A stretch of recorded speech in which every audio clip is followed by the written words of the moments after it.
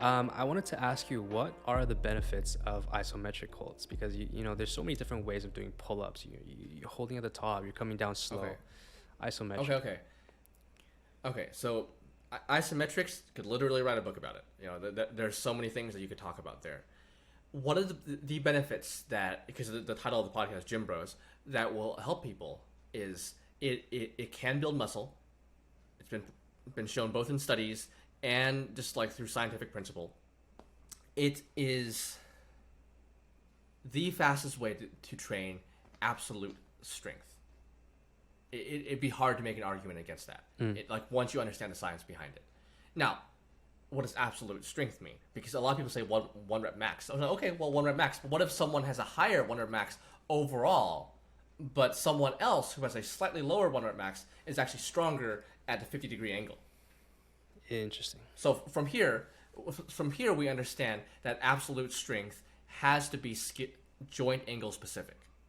Gotcha. If we want it to be exact as possible, right? So, then like principle of specificity and a lot of things are going on. It's going to be joint angle specific. So like just from there, if we're training that angle, it's the fastest way to increase absolute strength at that angle, right? So follow me so far. So most people who are somewhat into exercise will know about something called the force velocity curve. Is this something you're familiar with? I failed physics 11. No, it's okay. This is actually it's actually an exercise principle. Okay. Because physics is like everyone says what is it? Mass times acceleration equals force. But this is different. The force velocity curve is different. So everyone intuitively knows this. If you're,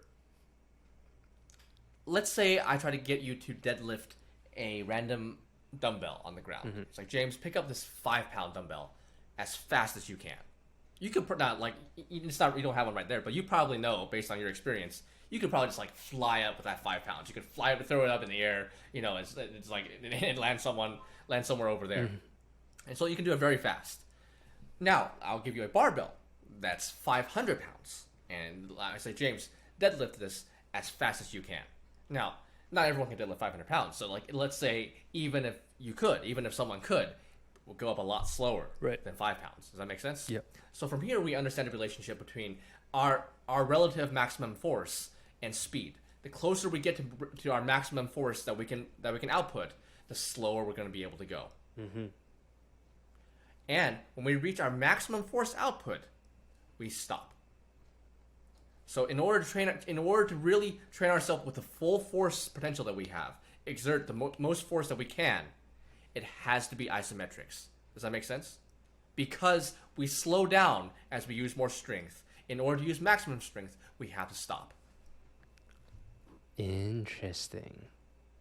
Okay, now there's overcoming isometrics and yielding isometrics. Overcoming isometrics is what I was talking about. Is when you're trying to lift or push or pull something as hard as you can. Yielding isometrics is like a wall sit. Nobody's stuck. Well, you wouldn't be stuck at a wall sit. You're choosing to be at that angle. You're choosing to be at that angle. You can go up, you can go down. That's yielding. That's different. That doesn't mean maximum force. When I'm talking about overcoming isometrics, we are pushing and pulling as hard as we can, and we've stopped. So if you have a dynamometer or some kind of crane scale or something, and you show it, and I put you through like a bicep curl, you'd be astounded at the amount of force that you're outputting at any given angle. It's way higher than your 1 rep max because you're exerting that much force. So it's shown through measurement and through results that this is a very efficient way to train strength. Even people who don't like isometrics will admit that it's a very quick way to train strength. Very efficient, very fast. Now, we understand, well, why is this? Why is it that because we can use maximum force, why is this good? Well, you go into Hebb's rule, Hebbian theory, and it's like cells that fire together wire together. So a lot of people who are into fitness will understand that our muscles are made up of many fibers, right? And they're connected to different motor units, etc. But suffice it to say that as we're exposed to more force, we recruit more of these fibers. Right. There's the all or none law in biology, actually, which shows that our muscle fibers don't fire halfway. There's no dial on them. They are completely binary. I see. They're either on or they're off. Okay. So our muscles are made of many fibers, either on or off. As we use more force, more fibers are recruited. They're not recruiting harder, just more fibers are recruited. Okay. So as we use isometrics and we recruit the maximum fibers we can, maximum fibers, over time, cells that fire together, wire together, we learn to recruit more and more and more. So we're upgrading our software as well as our hardware. That's so interesting. That felt like a university lecture.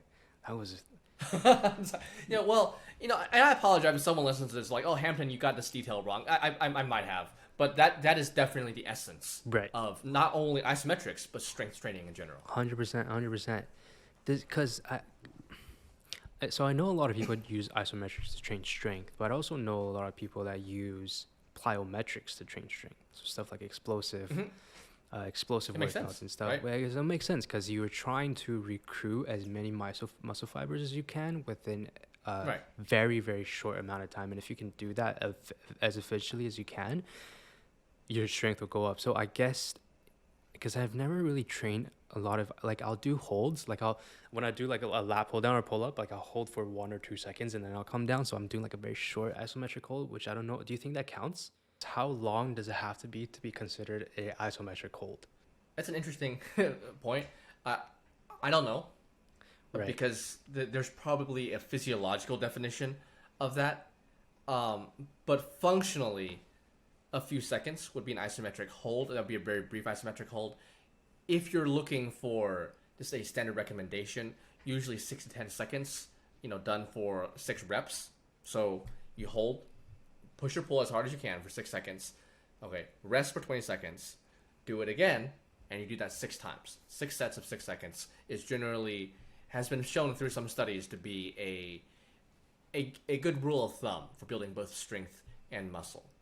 Now, if you don't mind, because I know some people will, because of how things have been taught, they will say, well, Hampton's wrong about this. It definitely can't build muscle. It can't. So let me touch upon it real quick. Now, they might link a study from some influencer or even, again, a scientist who shows that, isometrics can't build muscle. Those studies, look into the details of them. Were they done yielding isometrics or overcoming isometrics? Because me holding my arm here for time, this entire podcast, could be an isometric hold. It is an isometric hold, right? Yeah. That won't build any muscle. I agree it won't. Okay. But, so we look at Henneman's size principle and how it can, muscle fibers are recruited. So once again, muscle fibers, small to large. We have type 1, type 2, a few in between. Type 1 ones, larger, I don't want to butcher the definition of this, but are better fueled by oxygen, whereas large ones are not. Okay, they have the little cell storage things. They have some of their own storage where we can drain those storage units, and when we drain them, combined with enough resistance and metabolic fatigue, that's when we start to build muscle. So we have to activate those large fibers, right? So interesting thing. So once again, we're talking about maximum strength. Remember, heavy in theory, we want to activate as many muscle fibers as we can. When we activate those muscle fibers and we keep activating them over time, we get stronger. But we're also exhausting them. Also, the larger ones exhaust faster than the smaller ones. So it's not always larger better. The larger ones exhaust faster. So when we exhaust them, we start to and they get beyond a certain threshold. Like, oh, we need to grow. There's a lot more discussion about this. People love to argue about what grows muscle, but just look into size. If you're not familiar with it, at least look into Henneman's size principle and look up how it works. Now, when we think about this, that definition of muscle building, why did it not mention movement? Because it doesn't. Because we understand from Hebbian theory that from the all or nothing law that muscle fibers either contract or they don't contract. They're binary. They don't even know that they're moving. They don't even know they're moving. They just know whether or not they're contracting, right? So no, you absolutely do not need movement to build muscle.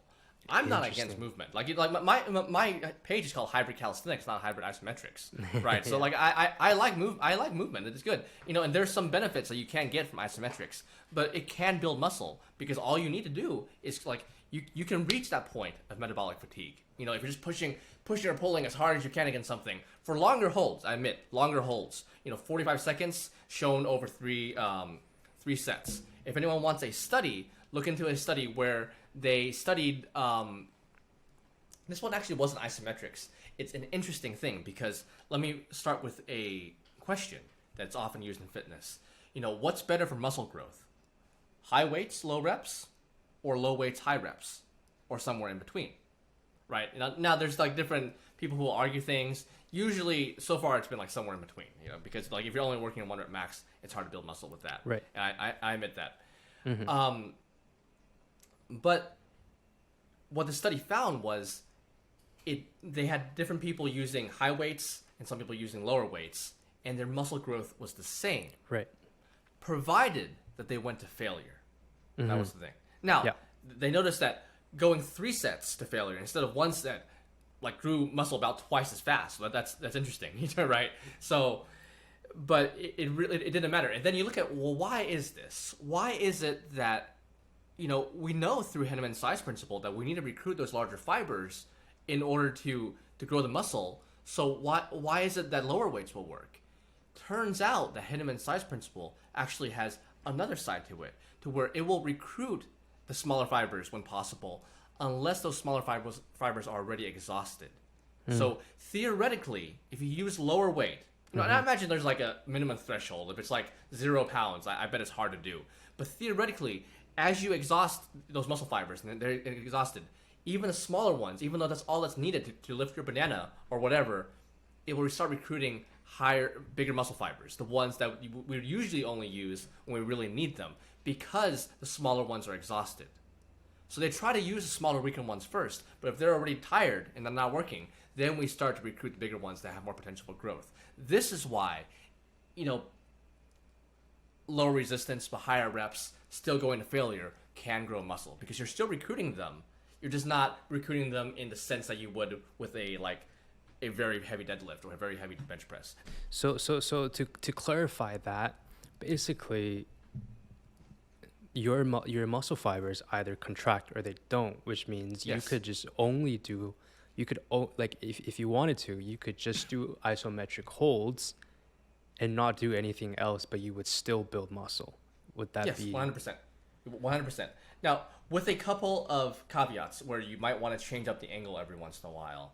Gotcha. Not because of muscle confusion theory, that's been largely debunked, but just because that seems to break plateaus. But go on.